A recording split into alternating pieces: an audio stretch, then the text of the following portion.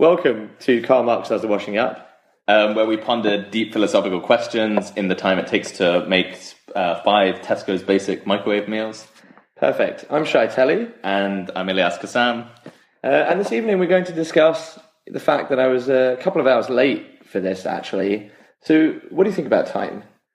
Well, you obviously have, no regard for it and lives in this kind of, parallel, what you like to call deconstructed reality.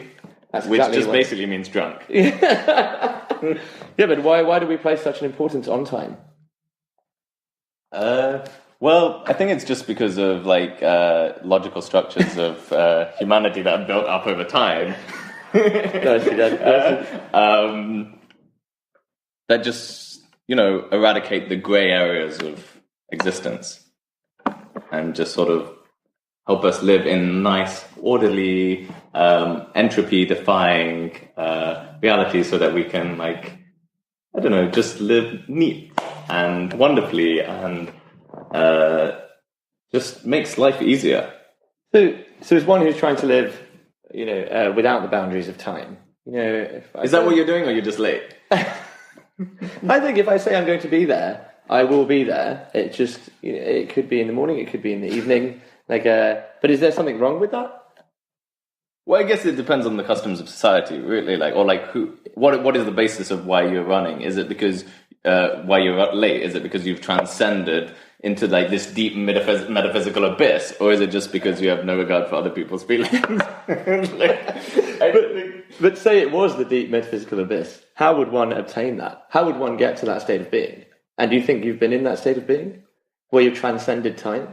Yeah, I guess this is what we were talking about last time. Yeah. Transcending getting into the deep matter. I mean, it all comes back to can we transcend the materiality of this world and access that sort of ineffable kind of, ecstasy that renders everything that we live in our day-to-day lives as irrelevant.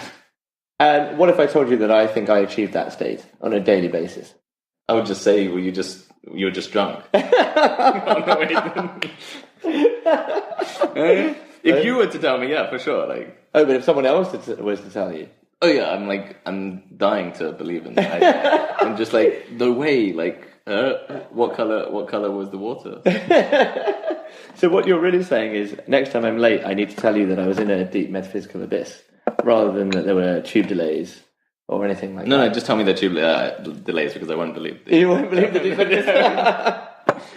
I believe you ended up talking to somebody on the train, and you got into this discussion about the best pizza topping or something, right. And then started arguing, and then got off at the wrong stop. Yeah. And then through this sort of rigorous kind of attention towards pizza toppings, stumbled into this sort of ecstatic experience, which sent you into the abyss and made me late. And made you late. Yeah. But if you said I went to yoga class, then you would not do it. No. Okay? So if we talk about time in a different topic, what about time with regards to your poetry and your art? What do you mean? How do you mean? So does time play any role when you're creating art or creating your poetry? So I think, the crazy thing about art in general is it is essentially a defiance of time. What we do in art is trying to eternalize moments. So we try and we take this and we try because it's so fleeting and so moving, and we can't deal with the fact that beauty fleets, we try and sort of capture it and put it in tangible form, and often to the point that we think that it can outlive our own selves. And I think this is there's this sort of strange juxtaposition between this idea that we do something so noble and majestic that we offer this artistic porthole into the past, in which we art actually exists as a time traveling machine, and so we can take people to this one moment of ecstatic feeling or beauty through that. But in this, wrapped up in this nobility, is this complete stupidity that we think that we can or should defy the nature of impermanence. And do you think that you've successfully achieved that state? Or do you think that art successfully achieves that state? Well, I think I don't know if we defy impermanence. We put ourselves under the illusion that we can defy impermanence, right? Yeah. But so what I think the superior art is, or the superior artist, is somebody who doesn't try to defy time, but tries to become it. And how do you become time? Just being not considering something as there's less of a gap between. There's like no gap between feeling and expression. It's not like, okay, I see this or I feel this. How do I articulate it? Yeah, it's like. It's all one. It just feels onto the page. It feels onto the canvas or whatever, and it's like the universe just flows through you, and then you also after that you have to have like a lack of attachment to the form that comes from it. So you're not trying to capture a fleeting moment of beauty, for example. You're just capturing the universe coming through you. Well, you're not capturing anything, or you're not trying to capture anything. It's just coming through. You're just becoming. You're trying to dissolve the self to the point that you become the universe, and in the becoming of the universe, the expression of the universe is the art. And do you think many artists achieve that state?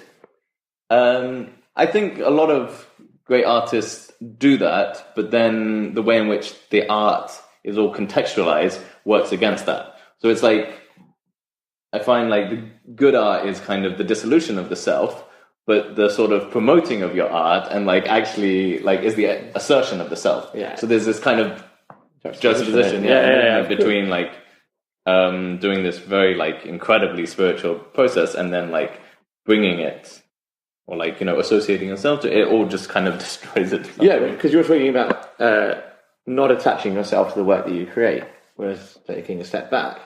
Which is then it's very hard to sell work if you don't attach yourself to the work, right? And to make a living out of, you know, your art. That's very true. So you're implying that the two can't live in harmony together? That as an artist you can't potentially create the work that you want to create? No, I think they can, but it just takes a very like kind of superior being to be able to do so. Like, I think it's just very hard not to wrap your ego around the way in which you contextualize your art. It's very true.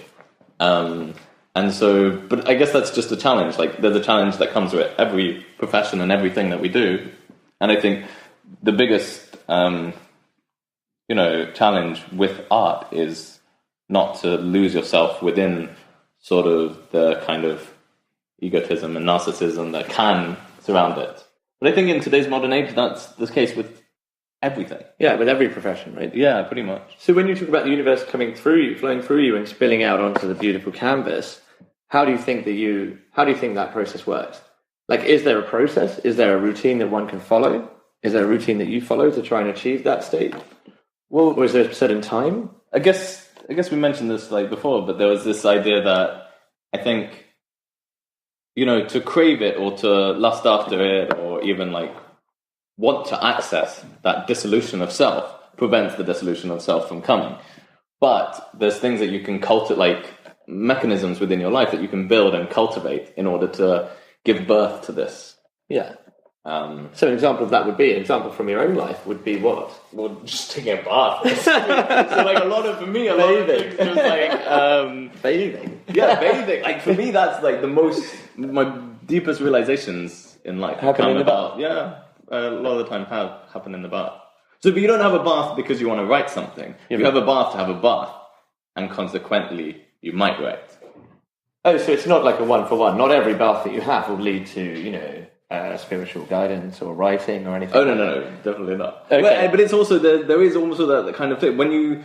A lot of the time, if I take a notebook and a pencil to the bath, I won't write anything. But if I don't, then I'm just like running around naked across my apartment, like dripping with water, looking for a pen and paper.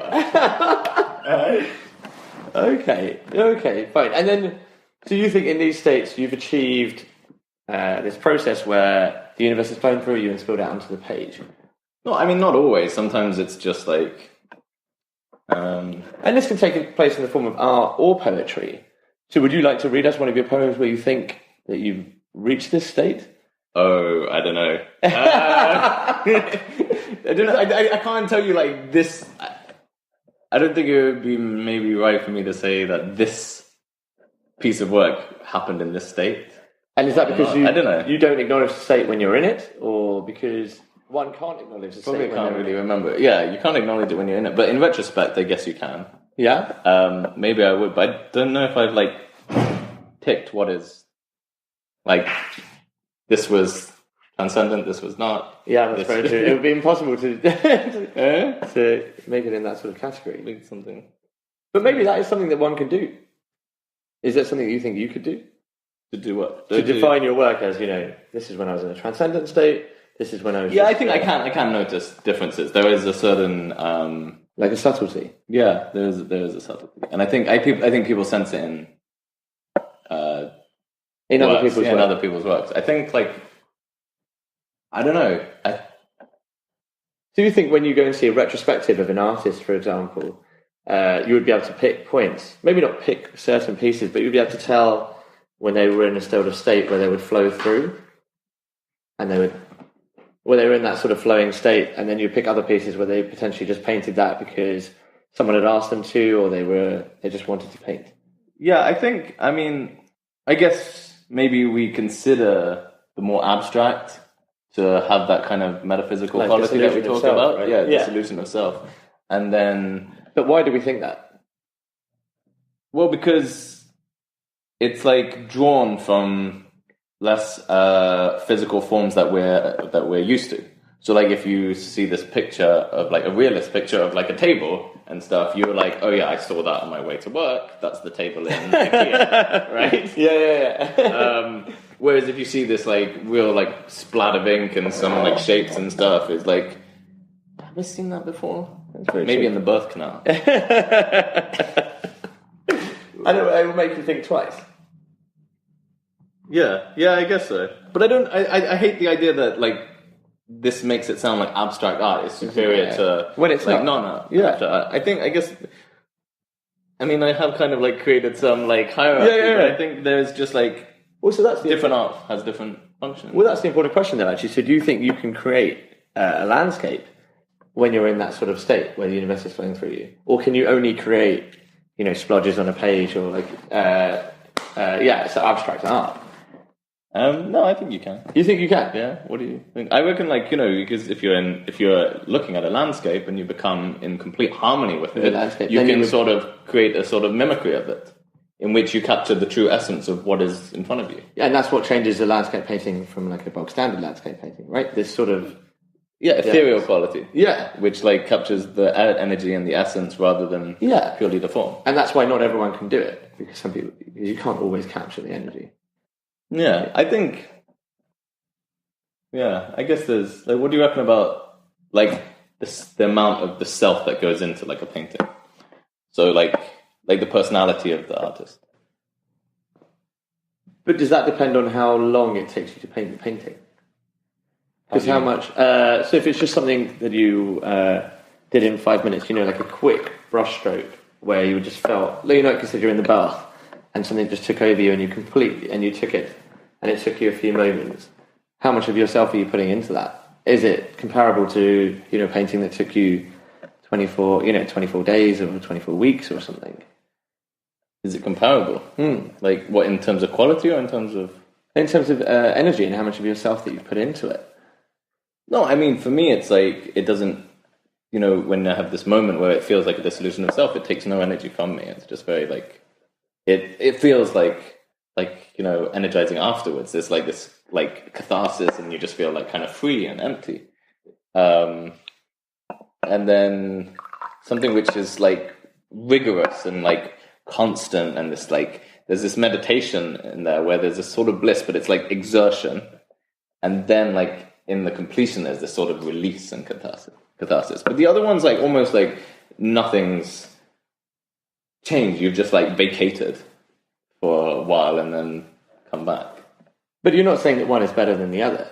No, I think they just they offer different things and create. I don't know. It's strange. Part of me thinks that this sort of transcendent is a greater experience.